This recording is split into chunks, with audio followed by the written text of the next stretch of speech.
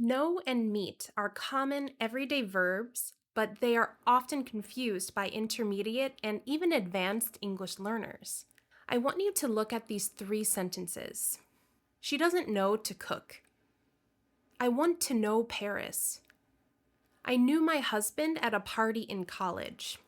All of these sentences are incorrect, but why?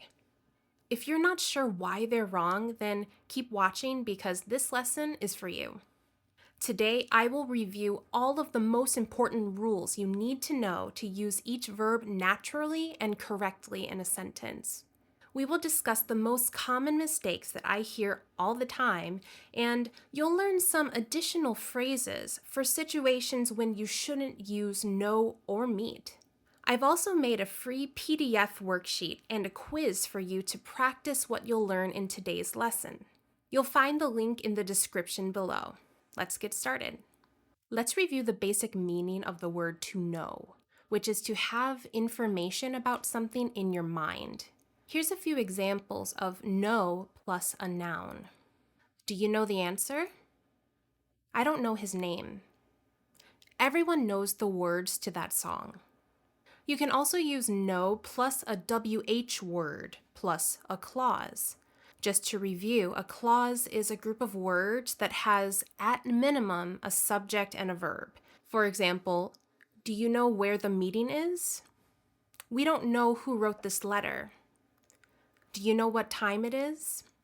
We also use know to express that we are sure or unsure about something.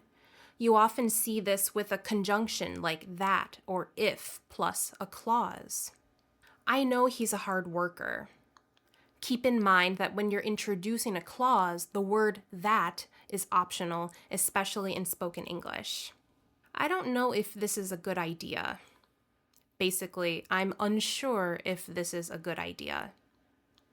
How do you know? This is a very common expression for when you want to know the reason why someone is so sure or so confident about something. I know who Harry is, and I know why you're here. How? How do you know that? Chandler, come on. You're gonna find somebody. How do you know that?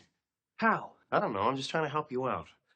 Another important way to use know is to describe a skill that you've learned or an ability that you have.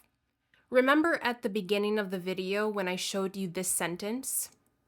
Well, let's correct the grammar a bit. When you're talking about skills and abilities, you can use know plus a noun or know how plus the infinitive form of a verb. Do you know CPR? It's a very useful skill to know. I know Spanish. Well, some Spanish. My mom doesn't know how to swim. I wish I knew how to play guitar. Okay, now let's address an extremely important mistake that causes a lot of confusion for English speakers. Let's take a look at sentence number 2 from earlier. This sounds perfectly natural in other languages, but not in English. If your native language is something like Spanish, Portuguese, French, Italian, etc., then you probably have two different verbs. You have a verb that is used for information, facts, or skills, and another verb to express familiarity of a place or a person. So if you ask an English speaker something like, do you know Paris? Don't be surprised if the answer is something like, of course I know Paris. Everyone knows Paris. It's one of the most famous cities in the world. This is because in English, it sounds like meaning number one. It sounds like you're asking if I have information about Paris in my mind or if I realize that Paris exists. We don't use the verb know to describe our personal travel experiences. And we also don't use the simple present tense. Instead, we use the present perfect tense with the phrase have been to. Have you been to Paris? The answer would be yes, I've been there, or no, I haven't been there. I haven't been to Brazil, but I'd really like to go there. I've been to this restaurant 3 times.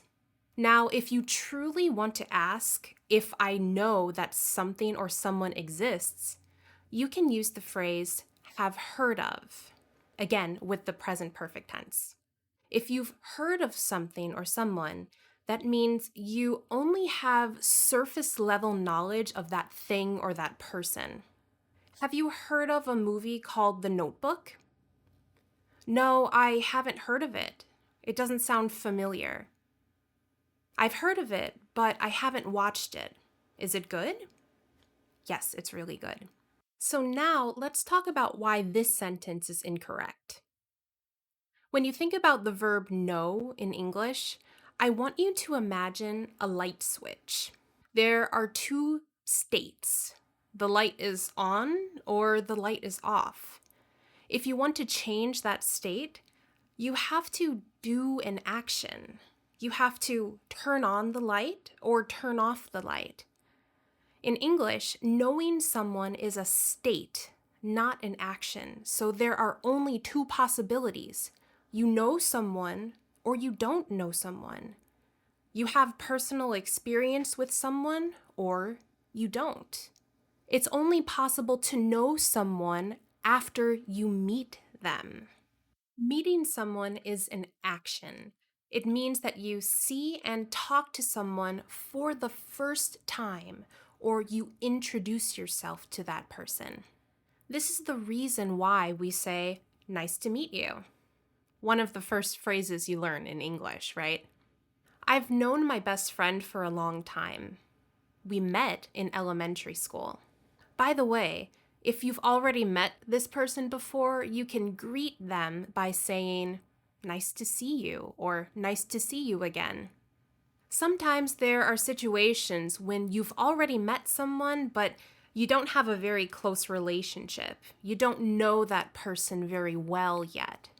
Maybe you want to become more familiar with them or develop a closer relationship. You can describe this process with the phrase, get to know. For example, he seems really shy at first, but after you get to know him, he's really funny and talkative. So, let's chit-chat, huh? Let's get to know each other and then become familiar best friends. That brings me to the next way to use the word meet. You can meet someone somewhere or meet someone for something. And this means that you go to a place where another person will be at a specific time. Would you like to meet for lunch tomorrow? Do you want to ride together, or should we drive separately and meet at the restaurant? We often use the phrasal verb meet up in casual contexts, like with your family and friends.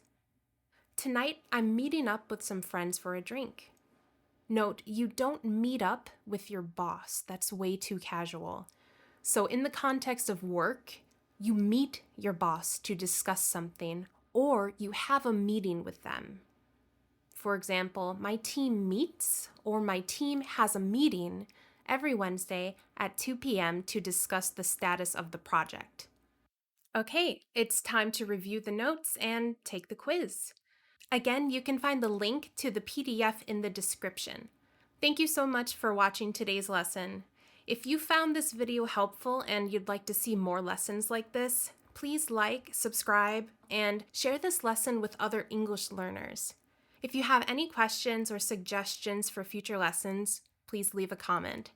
You can find more information about me and my classes at yourworldinenglish.com. See you in the next lesson. Bye!